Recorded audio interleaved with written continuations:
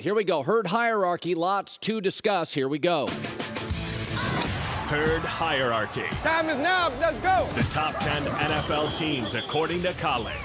Number 10. By an inch over the Steelers, the Minnesota Vikings. Their defense is gross, and I think they're going to lose to the New York Giants. But they're on a 7-game. No, they're not. Oh, whoops! I got the wrong thing here. Only team to win 13-plus games with a negative point differential. Defense is awful, but they've had 8 game-winning drives. That's a thing.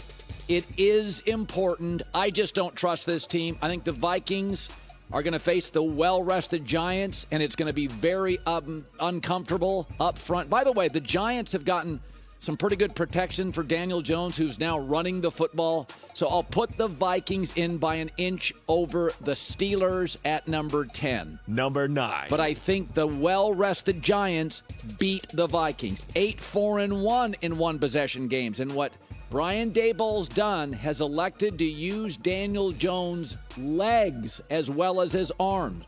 Daniel Jones, only the 13th player in league history to have 3,000-plus passing yards and 700-plus rushing yards. They've got a very good pass rush. I think it will unravel to some degree. Kirk Cousins, I have the Giants one spot ahead, and I love their coach over the Vikings at 9. Number 8. Chargers at 8. I don't know if I like them if Mike Williams doesn't play.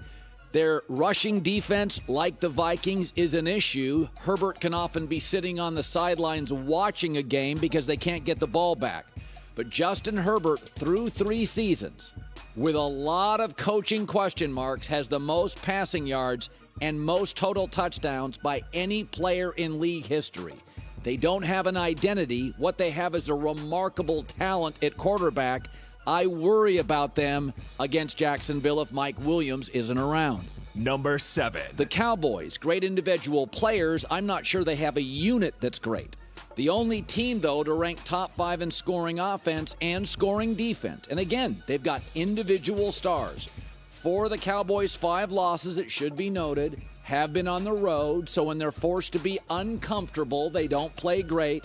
Dax had an interception, 7 straight games with at least 1+ interception. It worries me, and the reason that's happening is because when they can't run the ball effectively, 4.55 yards a carry, they rely on Dak to throw over 35, 36 times, and his career record plummets. They have a formula to win. Cowboys at 7.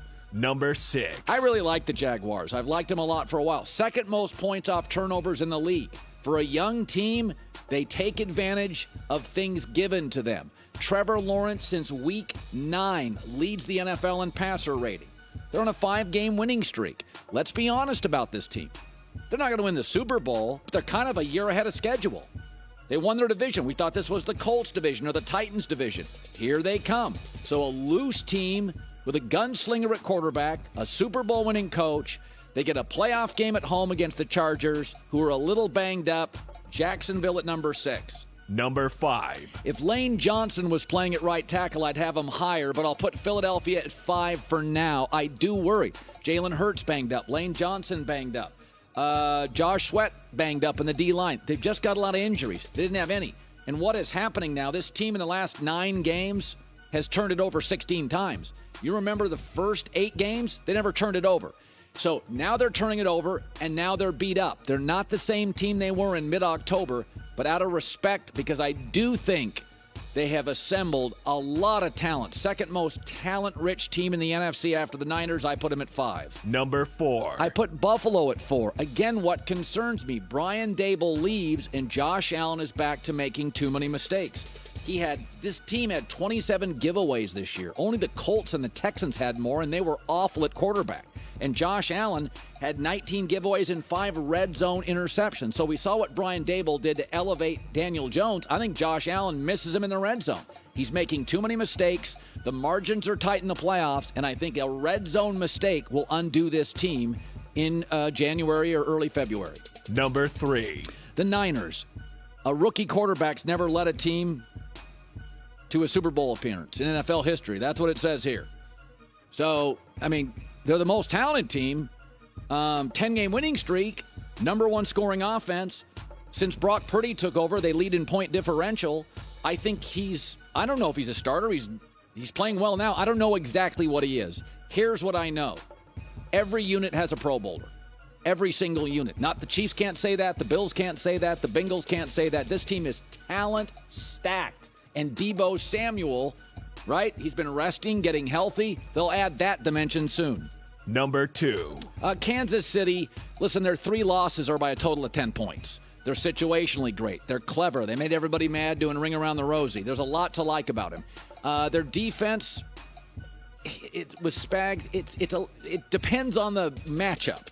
I do think the greatest stat in professional football in America now is that Mahomes is now 16-0 on the road against divisional opponents. That's the craziest thing in the world. That's the craziest stat in football. And what I like is they didn't have a 1,000-yard rusher, and they didn't have a 1,000-yard receiver, yet they led the NFL in scoring. So we told you that going into the season, they would score differently without Tyreek Hill. They wouldn't be as singularly dependent, but we told you they'll still be productive. It'll just look different, and it has. Number 1. By an inch, Cincinnati. I do think they match up with Kansas City well, but whereas their defense, 9 takeaways in their last 3 games, is playing well, suddenly since week 15, they can't rush the football because their O-line's banged up. So they're becoming a little dependent on Burrow, which worries me. They were a 2-headed running back machine earlier in the year. Remember, Mixon got hurt, didn't flinch. They've become a little Burrow dependent. I worry about the erosion of their run game. Averaging 60 yards running over the last 3 games concerns me, not just a little. That's what worries me about Buffalo. They bail on the run game. Hi, everybody. Thanks for watching. Subscribe here to get the latest from the show. Also, be sure to check out more of the best clips from The Herd or go watch a few segments from other shows on FS1.